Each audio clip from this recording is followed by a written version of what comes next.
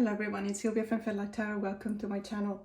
So today we're going to have a look at my favorite pairings, tarot and oracle decks for the month of November.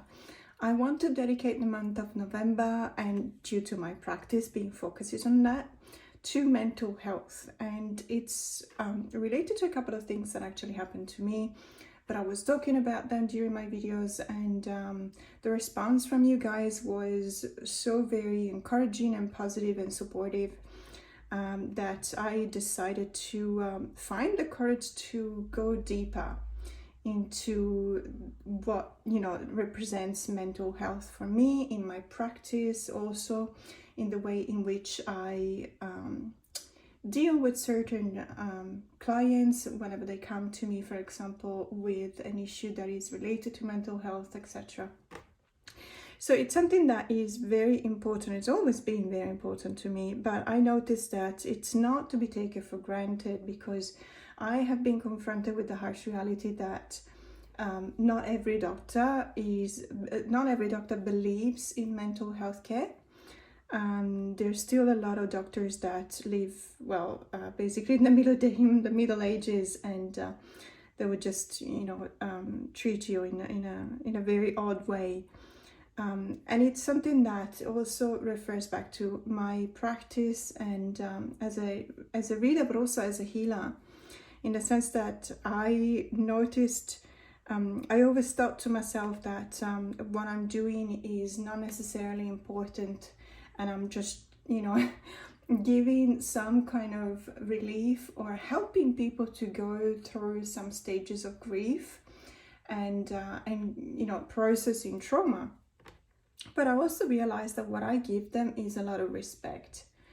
And I noticed that even though it sounds like nothing, or it sounds like something to be taken for granted, it's actually not. So whilst I cannot guarantee that I will always be able to help with your grief and your processes of trauma, because in some cases, for example, I have to refer you back to a licensed therapist, which I'm not.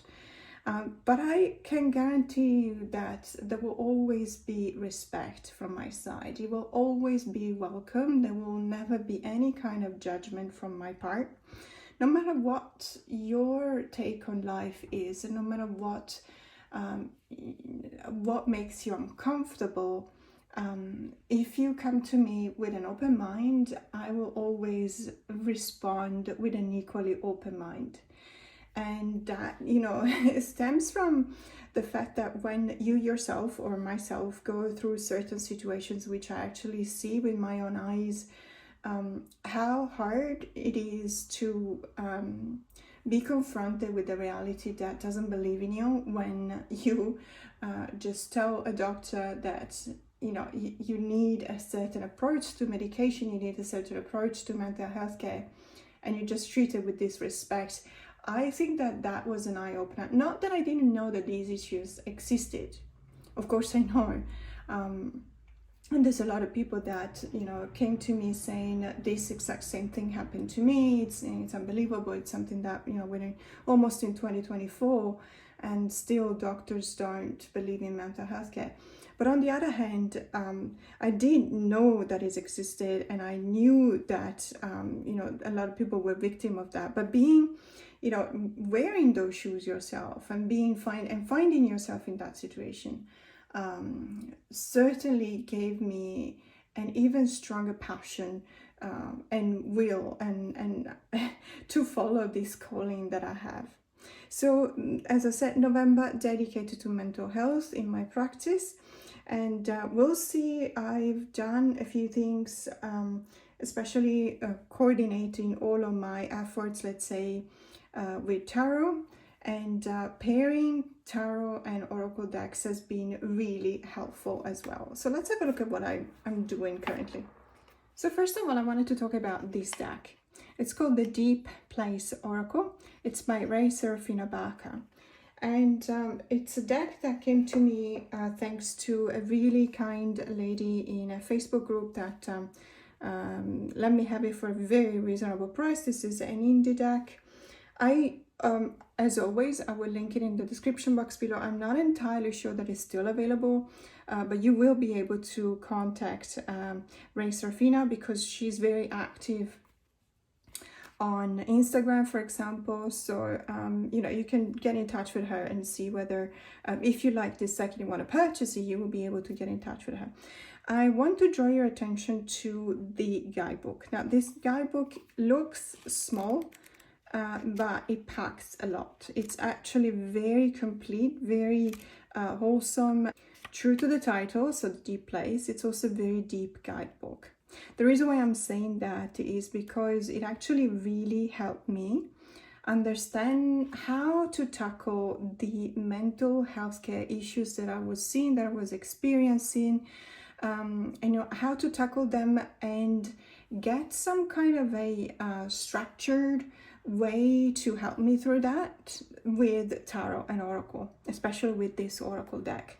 Now, obviously, the tarot deck that I've been chosen to pair up with this oracle, very similar in vibes, because I didn't necessarily want to play around. This is not a pairings that I've done for fun or for divination, or also for journal prompting, or for even for meditation. This is something that I've done literally for my practice of healing, and it's something that I'm trialing on myself and on another person that has kindly accepted to be my guinea pig, let's say. And I'm going to introduce this in my practice. So if you come to me, you know, to get a reading done, or to get a healing session done, or a consultation, this will be also available to you. So I will be using, if you so wish, and if I think that it's going to help you, I will definitely use this deck. The reason why I'm saying this guidebook is very deep is because for each and every card, there's a lot of information.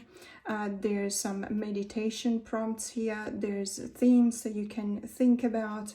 There are questions, and these questions are incredibly meaningful. And that's something that I really want to show you. And then there's a couple of affirmations which are always helpful. I really believe in affirmations because it's something that it brings us back to, first of all, to a level state in which we understand that we are not under pressure. We understand that the surrounding is a safe place. We are in a safe place. And the more affirmations you do, it may sound repetitive, but you need to look at them like a mantra. So a mantra obviously is a repetition to prayer. So it's a worshiping kind of repetition. Instead, affirmations are not necessarily worshiping. It's not a prayer. However, it needs to be seen with the same kind of mentality. So we don't mind repeating words in a mantra. We know that that's the way in which we have to work with the mantra, by repeating it. And the same should be said for affirmations. I really strongly believe in that. There is a neurobiological aspect to that. There's a lot of centers in the brain that are activated in the time in which we actually repeat a positive affirmation. Obviously, we're talking about positive affirmations. So those centers are not just the centers of the brain, but there's a lot of receptors. For example, it works on GABA receptors. Now, GABA A receptors, not to become too detailed with technical terms, but GABA receptors are the ones that are involved in attacks like panic attacks, anxiety attacks. So in order to calm down the overactivity, the hyperactivity, the amygdala finds itself when we have an anxiety attack, for example, or a panic attack, you know, it's very helpful to use affirmations. Now, having said that, if you're at risk, your physiological responses put you at risk. If you're driving, just to give you a very concrete example, if you're driving, that's always what I tell my clients, and you have a panic attack, you have to stop driving immediately, because you don't know what the physiological responses are going to be, and they're not necessarily the same. So going back to this, the affirmations. The affirmations have the equivalent physiological response of smiling.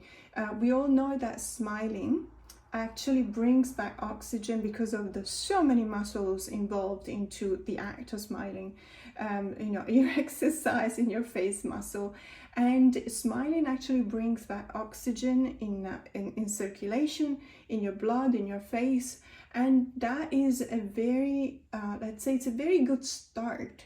So it's affirmations have the same effect of positive affirmations, giving you the possibility to believe in yourself, gaining back self-confidence is the first step to face what the anxiety is making you feel. So what all of the thoughts related to the anxiety present are suggesting, telling you in your, you know, whispering in your ear that you're not good enough, that something bad is gonna happen, and so on and so forth. Excellent affirmations, as I was saying, in this deck. Really good questions, but let's have a practical look, because otherwise, you know, talking, I'm a visual person, so I definitely prefer to show you rather than to explain. So the first deck that it was kind of obvious choices, the Star Child Tarot. This is the Akashic edition, and as you notice, one of the main reasons why I use this deck and I prefer this deck to the other versions of the Star Child and also to the Moon Child is because it is standard tarot size. So when it comes to shuffling, for example, on a more practical level, it's easier for me. And also when it comes to pairing, whenever you have an oracle deck which is a tarot size, not oracle size, is actually, it looks a lot better. Now, what I want to do, first I'm just going to show you how well these two pair up together, because it really feels like there is this very common vibe, there is a very common energy that takes both the decks.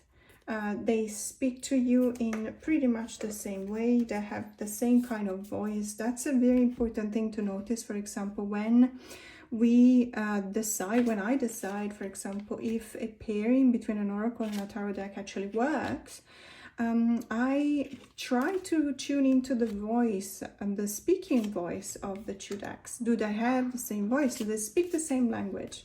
Because if they don't speak the same language, they can look exactly the same, but there will be some translation issues, you know, so you may get lost in translation.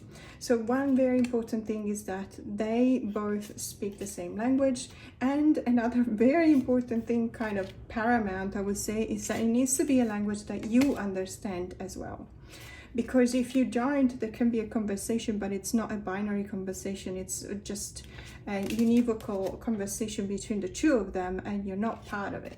You are asked to witness this kind of conversation, but you're also asked to take part in it, because in some ways we are requested, we are called into action whenever we feel like it, whenever we have enough energies to do it. And something that is very important to me is to start noticing the little details. I always say that when I show pairings, there will be, for example, geometrical details that are recurring. In this case, we see the circles here. There will be, for example, colors that will resonate with within the cards. The same color palette, for example, in this case, in these two cards.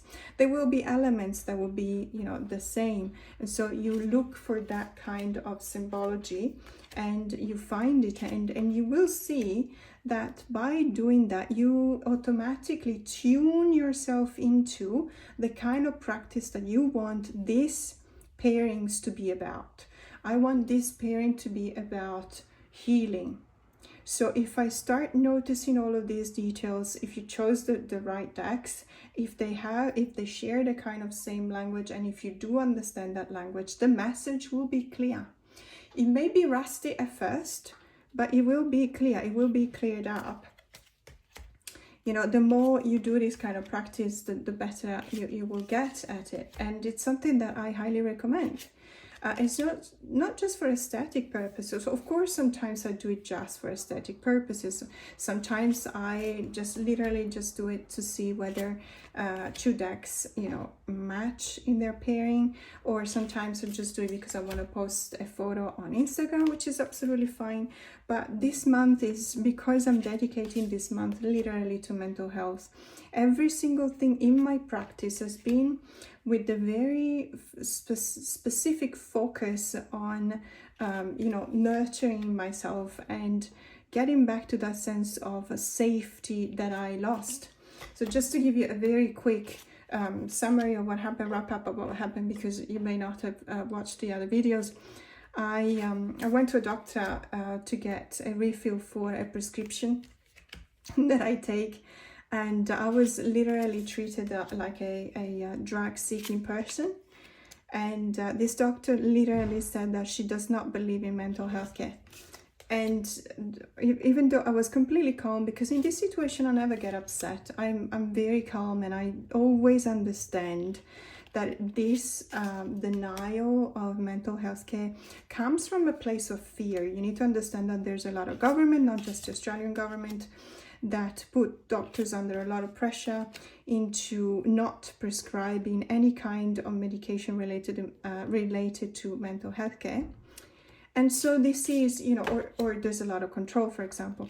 And even though I had all the scripts, and I had all the doctors, the older doctors' letter of introduction, etc., because I moved, you see, and when you move, you need to find a new doctor. So that was what, you know, basically what created this kind of situation. Obviously, I went back to my original doctor, and she had absolutely no problem in helping out. But I noticed that when, you know, logging into Google reviews, I noticed that the entire medical center I went to has a policy of denying mental health care.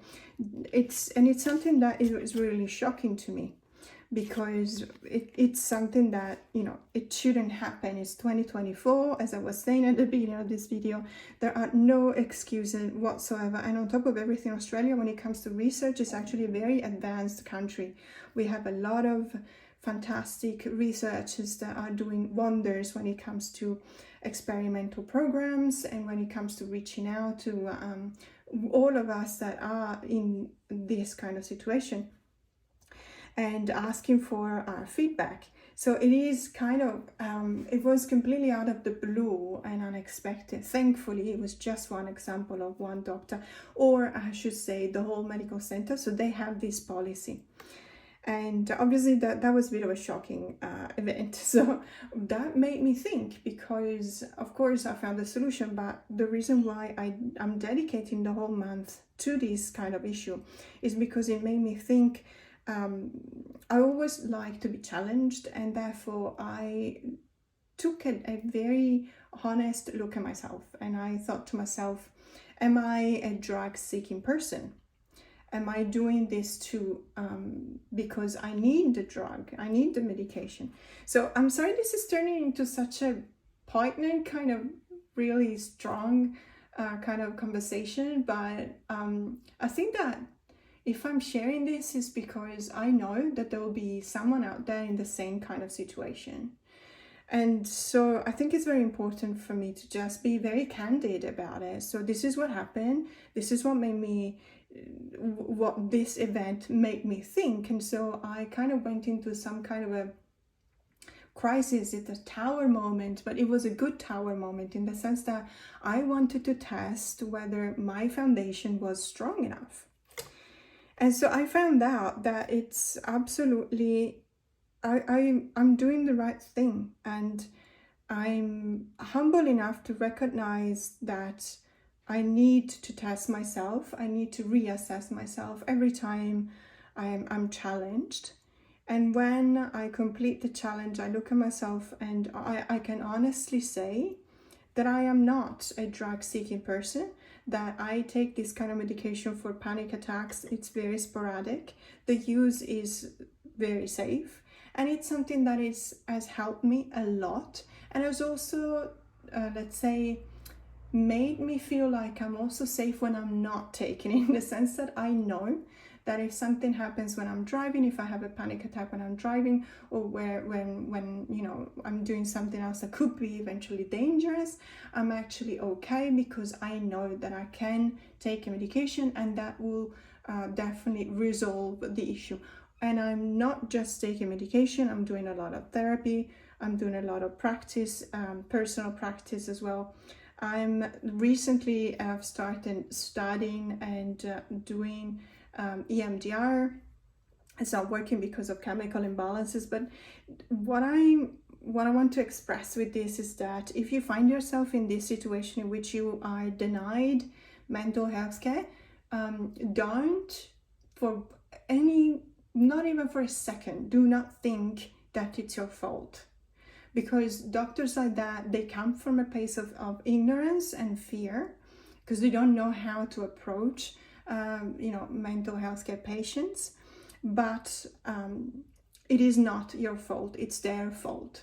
They need to get training, they need to, or if they refuse that, then they probably need to find a different kind of specialization. That there's doctors in many different areas. A generalist should have at least a small training on mental health care. This doctor did not even know what the physiological responses are, the difference in physiological responses between anxiety, chronic anxiety and panic attacks. So she had absolutely no idea. She had to Google everything, and that it was clearly, she was very uncomfortable, because she knew, she felt like she was out of her depth, and of course the reaction was to be aggressive towards me.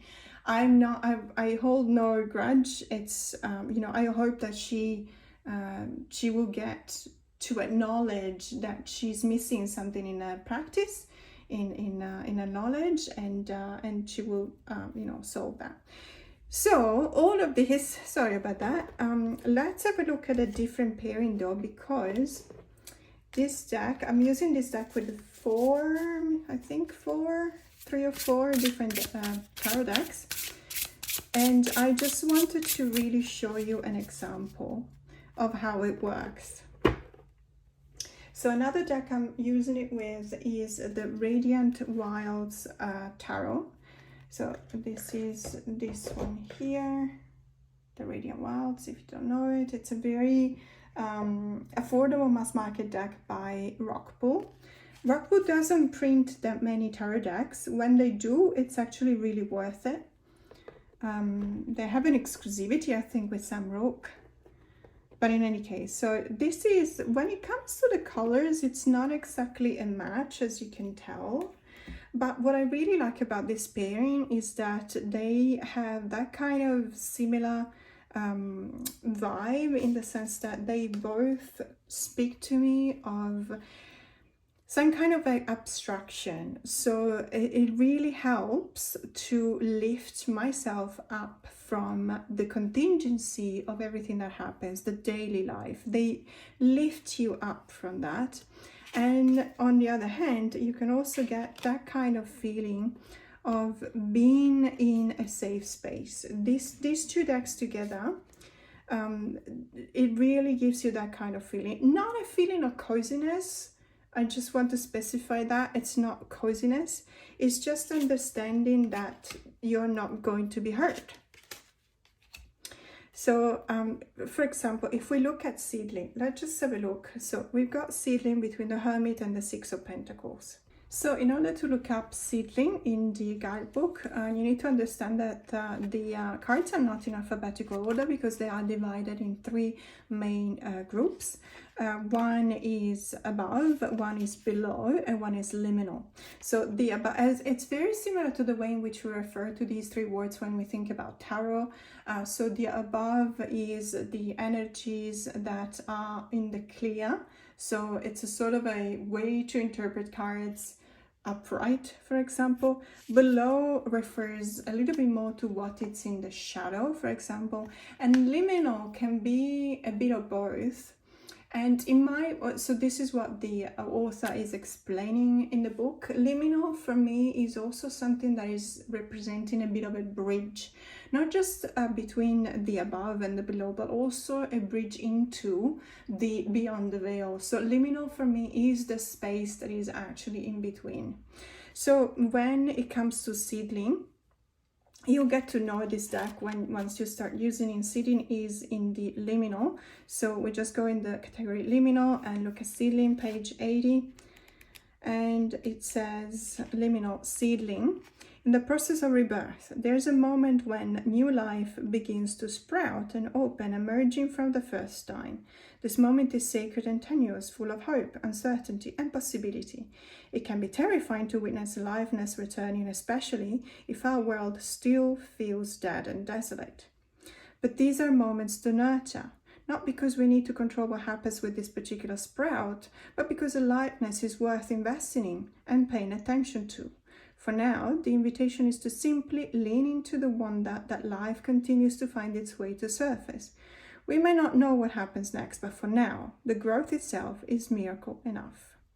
So obviously as themes, you've got rebirth, aliveness, opening, possibility, and newness. This is very much reminding me of the Fool. You know, every single prompt that you have when looking at the Fool card and looking into its meaning is related to rebirth and trying something new, and being also a little bit scared about starting something new because you don't have any knowledge at hand to what is going to come to you. But on the other hand, there's also excitement in the sense that you feel like you're doing the right thing or you're doing something for yourself.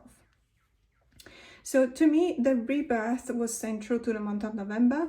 After the tower moment that I had and in October, after that experience, I started doubting myself. I started doubting everything that I do. I started doubting my entire life, because when I take things to that kind of process, I actually take it to a whole different level. And but it's a good thing, because then you start from scratch in some cases, or in other cases you just after the testing you actually see that things are okay in some areas of my life. My relationship with my husband, for example, the love and the passion that I have for tarot and the community, and the friendships that I've got, those are very solid and they are very supportive, and it's such an important positive energy that I get. So those things don't need a tower moment, even though because they can pass the test. But other areas of my life perhaps needed to come down. They needed to collapse. And so, for example, my relationship with the healthcare system in Australia definitely needed to collapse. I simply thought that by moving into a different area, I would have found a doctor just as sympathetic as I did in the previous area. That was not the case. It doesn't matter. I will commute back. I don't go to doctors often. I just go once every 6 months. And I can commute back once every 6 months, so that's not a problem. And I accepted that, and that's something really important to understand.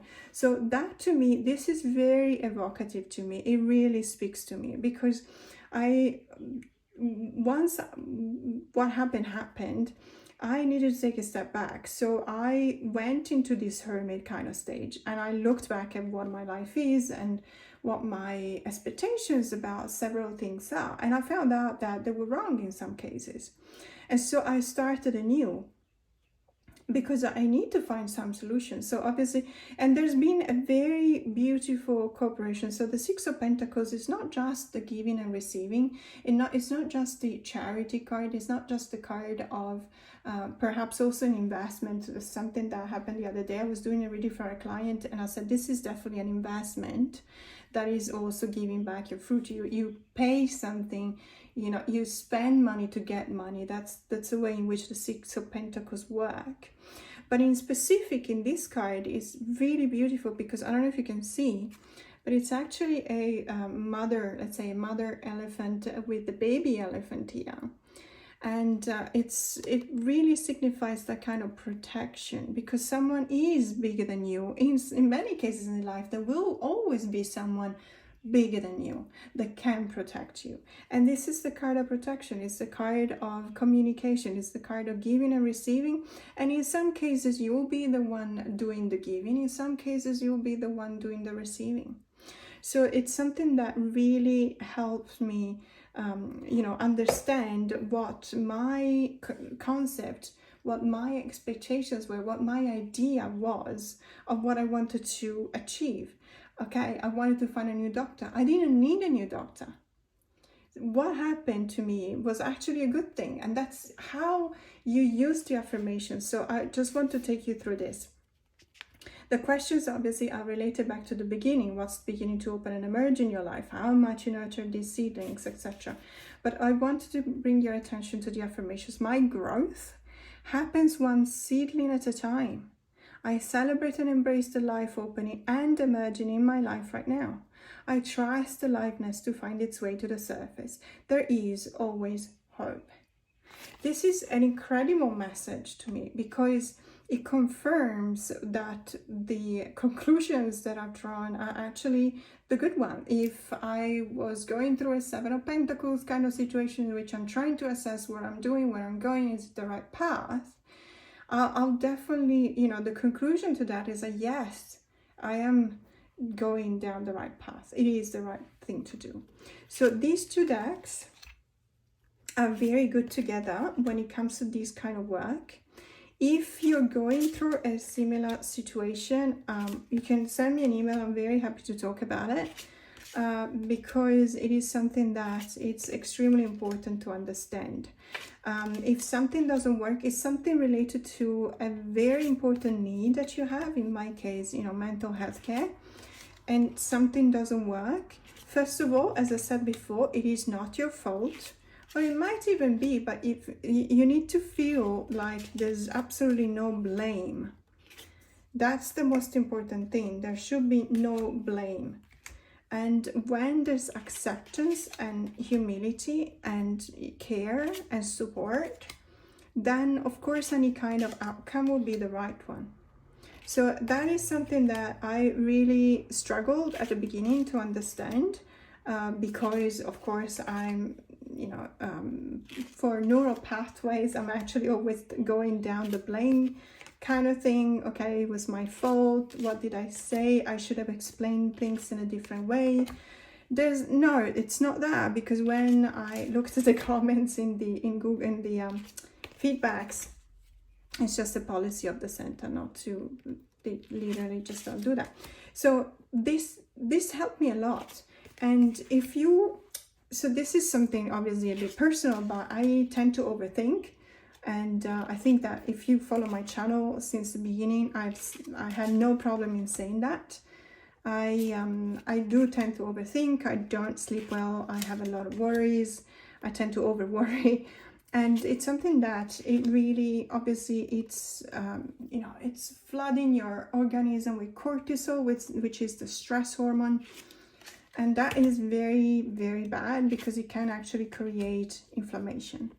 And so one important thing to understand is that whenever you find, if you're like me, if you find something that works this way, something that makes you think, something that gives you back something positive, something that actually stops the overflowing of cortisol, okay, then you need to pursue that thing. It's a good thing for you. Don't let anyone else tell you differently, because ultimately we are also responsible for our body and our mind and our spirit. So it's all good to say, oh, but I run 5Ks every week, or I eat healthy, etc. That's fantastic. That's wonderful if it helps you. But what do you do for your mental health care? What do you do for your spiritual health?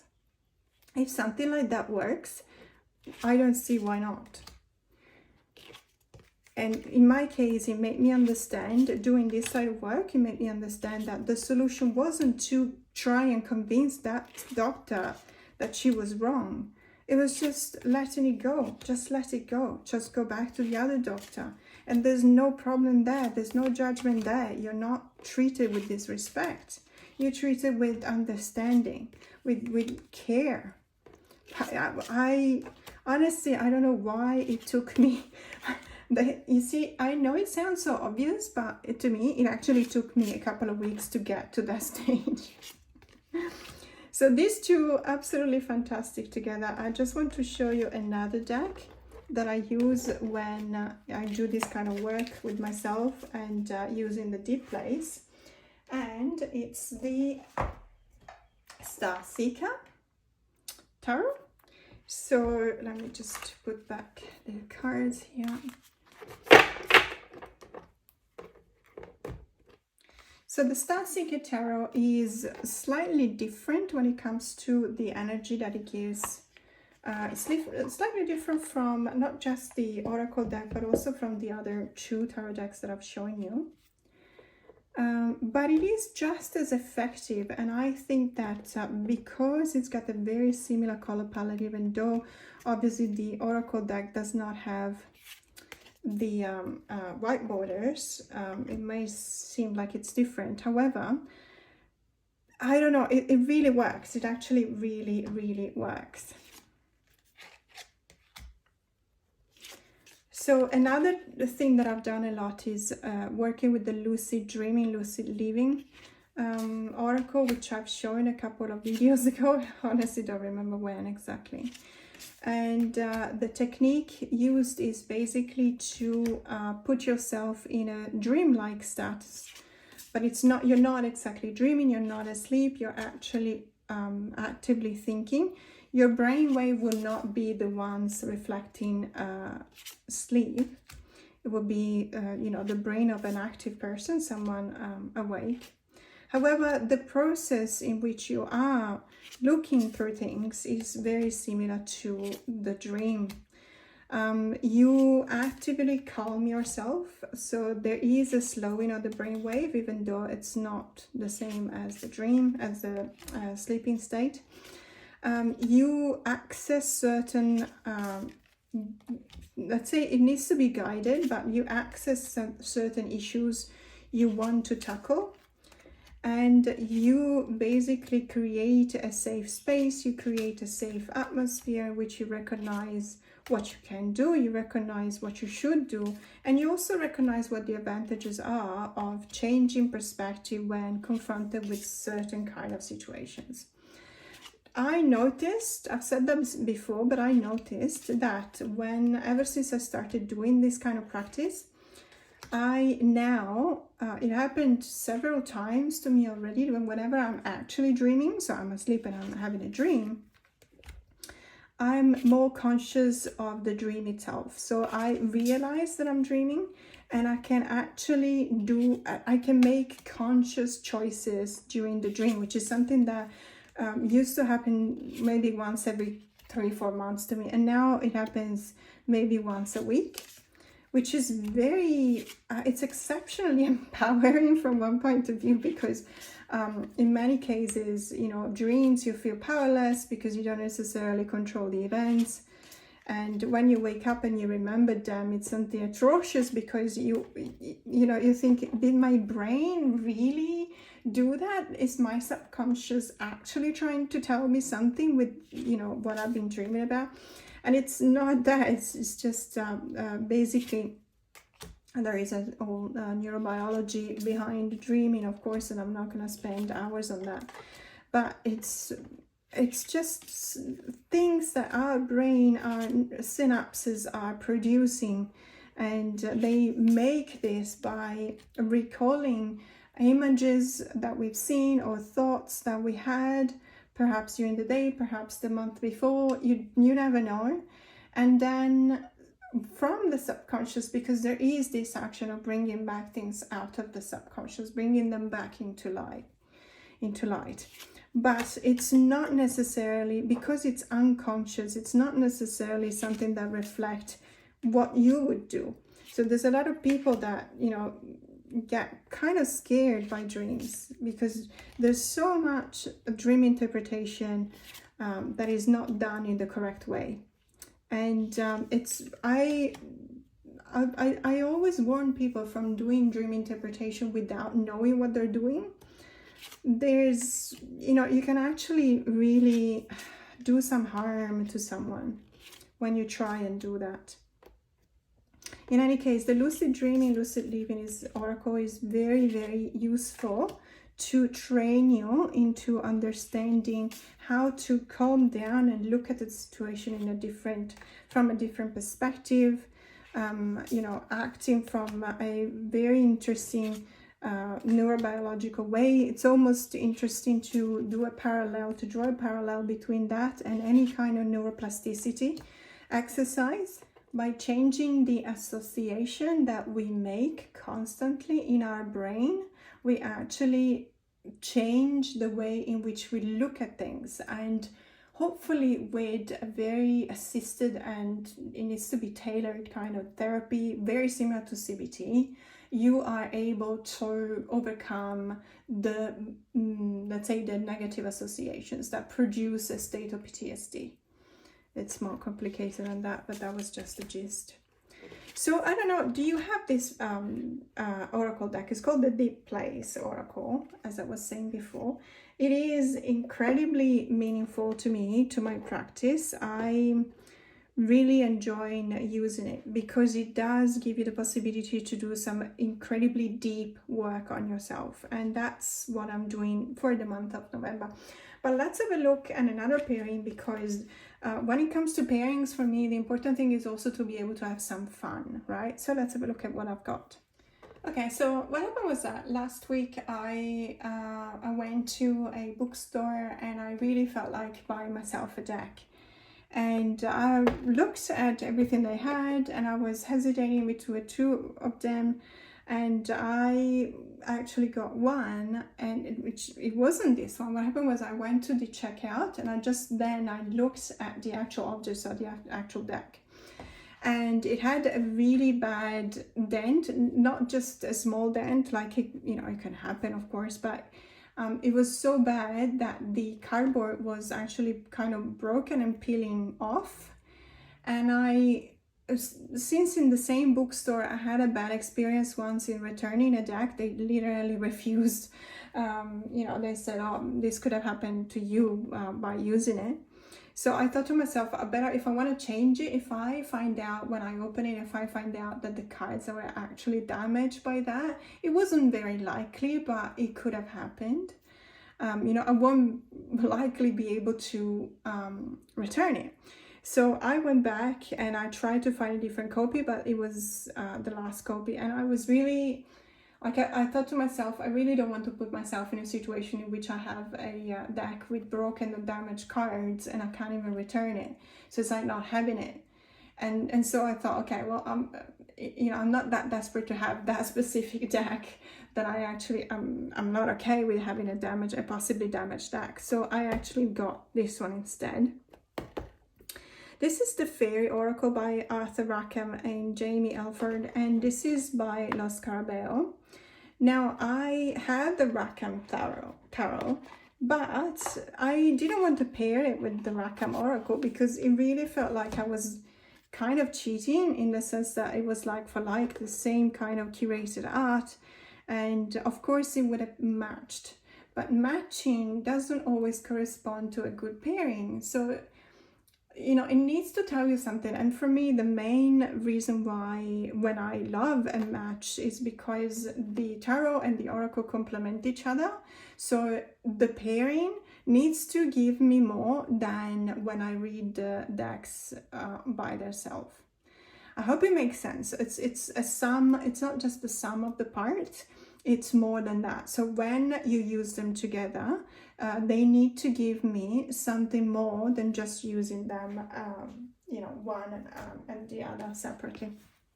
I'm going to pair it up with the Enchanted for Haxa Tarot by MJ Cullinane, and this is my mass market edition by Hay House. It's a very beautiful deck. It's a very inspiring deck, and it's one of those decks that I really can't stop looking at the cards. I have to say, it is not just beautiful, it's also mesmerizing. It's got that kind of feel for me, and I so very much enjoy finding pairings for this deck. And so when I saw the Rackham Tarot, I immediately thought I think that these two will actually look good together. And so I tried, and I have to say I haven't been disappointed. As a matter of fact, it is a very good match. When it comes to, you know, obviously the color palette is different, and the art style, it's not that different, but it's not the same. Obviously the Rackham Tarot would have had the same type of art style because it's the same author. But it, as I said before, it doesn't necessarily always have to be that way.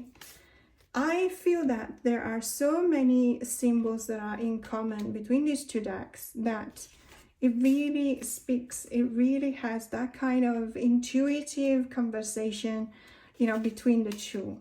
And I really want to stress the word intuitive in the sense that, as you can see, the Rackham Tarot, oh sorry, the Fairy Oracle, it's called the Fairy Oracle, doesn't have keywords nor titles. It only has, you know, the image on the card, and then we've got the number. So that would normally be a deal breaker for me, because as you know, I always want not just the title, but if the title is not evocative of a meaning, then I definitely also need a keyword, especially, well, merely when it comes to Oracle decks.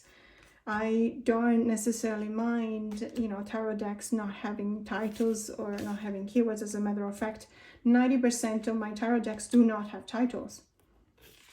Unless it's a thought. In that case, I do prefer to have titles, but that's because it's a different system. But what do you think about these two together? I really like them. There's a lot of evocative images that come after that, and it's something that it's very beautiful as well. It's a very beautiful combination. What I really like about this Oracle deck is that there's a lot of directionality, and if you follow my channel, if you watch my pairings videos, you will know that directionalities is something I really pay attention to whenever it comes to a pairing. Because to me, it's a bridge between the cards. If one character from the Oracle, for example, is looking towards the character in the tarot, then it's literally just pointing me. It's pointing to them, and it's an invitation. Look at the magician in this case, okay? And in this case, it's even more, because the intuition tells me that this is a flight. So there is a movement. There is that kind of direction, not just in the gaze of the characters on the Oracle card, but also in the movement that they convey with this image. So moving towards the magician. So it tells me that you start from this situation, which is a situation of transformation with the Death card, and you move into the magician. Perhaps you recognize your skills, but it's also, the magician is also that kind of union between the as above and the so below, because they master both the skills, they master both the realms, they also create their conduit between the two. So perhaps this is telling me, this is kind of the message behind these three cards, is about tuning yourself into the messages from the as above into the so below, thanks to the help of the magician. So there's so many things that you can elaborate when there's a lot of conversation taking place between the cards, and I really like the energy of these two cards together. Not to talk about the fact that in many cases we have a very similar kind of setup. So a single character looking at you, so breaking the fourth wall, looking directly at the reader. This is an invitation to converse with them, and this is happening, of course, also with the Page of Pentacles, the Page of Earth. So it's I really like these two together, and I've had so much fun. But there's also another couple of decks that I want to show you with the Fairy Oracle. Let's have a look. So another tarot deck that I'm pairing with the Fairy Oracle is the John Bauer Tarot. This is the edition by the Total Tarot magazine. I also have the original edition from Los Caraballo, but I actually trimmed it, and I find that ever since I trimmed it, I like it less, which is really odd, because I would have thought this is the tarot deck. So I always thought, okay, the images are so beautiful that I really don't like the borders. They're so imposing. I prefer, you know, to look at the images. But I actually found that once I trimmed it, it feels like it's almost lost. It's kind of, you know, I don't know, it feels like the way in which these borders function in the economy, in the real estate of the card itself, is to actually contain the artwork and provide that kind of framing. So I'm very glad that I got this from the Total Tarot magazine, because I would have wanted to rebuy the deck anyway. And let me tell you, it's really odd. I don't know if you're in the UK, you probably know Total Tarot magazine. I know that in the US there are talks about starting to distribute that as well, but I don't think that it started yet. But if you're in the UK, I'm curious to know whether you have the same experience. I feel like the cardstock, it's a bit of a hit and miss. Like this one is very good. It's sturdy. It's perfect. It doesn't give me any kind of different feel from any other Los Carabel tarot deck. However, other decks and even previous editions or later issues, they have a completely different tarot cardstock. So I really don't know what that is about. I don't know whether they change printer or sometimes they outsource, perhaps. I don't know. But okay, so let's have a look. So essentially, obviously, I would have gone for the Rackham Tarot, but I really thought to myself, no, I'm going to find a different tarot deck to pair up with the Fairy Oracle, because I don't want it to be the same author. And I think that the John Bower, because John Bower's art style is very similar to Rackham, but it's more, let's say, it's almost a little bit less onirical. So onirical is referring to the state of dream, trance, and to me, all the fairies in Rackham's artwork are very, very much so. So almost a trance-like state of dreaming. Whereas when it comes to John Bower's work is more related to the legends and the myth and the mythical stories. It's almost like he was illustrating a Hans Christian Andersen kind of story. You know, these characters really come to life from the images, whereas these characters are more, perhaps, I don't know, I want to say more evocative, rather than, it's more referred to the let's say, a spirit that they represent rather than the story that they tell. I don't know if it makes sense. I'm probably not making any sense, but this one is more similar to John Bower. This character itself is a lot more similar to what I would expect from a John Bower kind of artwork, for example, as you can see. So these two are absolutely gorgeous together. They, as you can tell, they really have this kind of really funny, whimsical conversation that I really appreciate. It's also because I believe that when you're doing such a really intense and powerful work, like I'm doing this month about, nourishing my mental health, you also need to, sometimes you need to just take a break and do something that makes you laugh, that makes you enjoy what you're doing, and not necessarily charge it with a lot of meaning. Just doing things because you want to see how they work together. And in this case, I just want to have a look at these cards and lose myself in the meanings of these cards as well. So these are really, really beautiful. Obviously, it's kind of hard if you don't know the Fairy Oracle, if you haven't worked with it yet. It's kind of hard to convey the message or the keyword of the cards, because there are no keywords. But I can assure you that after using it a couple of times, it actually becomes easier. You get to know the cards. And on the one hand, I don't necessarily like the fact that this deck only has 36 cards, because normally I would have wanted at least 44 cards. But how beautiful are these two together? It looks like it's the same person, but first, they're looking at the image reflected in the body of water, in the pond, whatever that is, because this is the World card. And then they're just lifting their gaze up towards us, as if, we were invited into the celebration of having completed this cycle.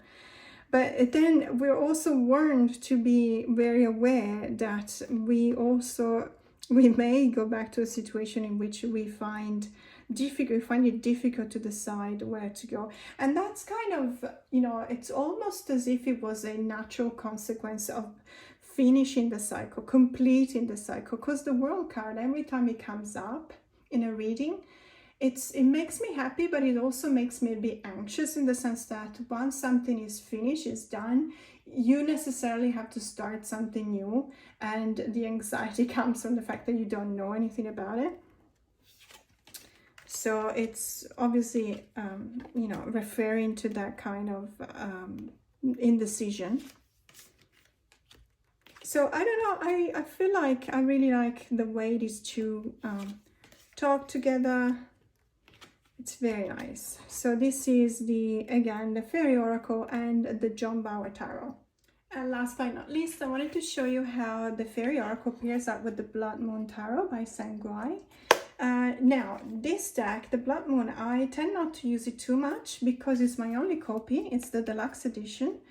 And I keep on hearing rumors, especially in Sam's newsletter, that it's going to be reprinted. It is at present out of print. I keep on hearing rumors about the fact that it's going to be reprinted, but lately not so much. And so I'm always a bit like, well, do I use it because I know that I can buy a new copy, or do I try and preserve it because I don't necessarily know if I'm going to get a new one?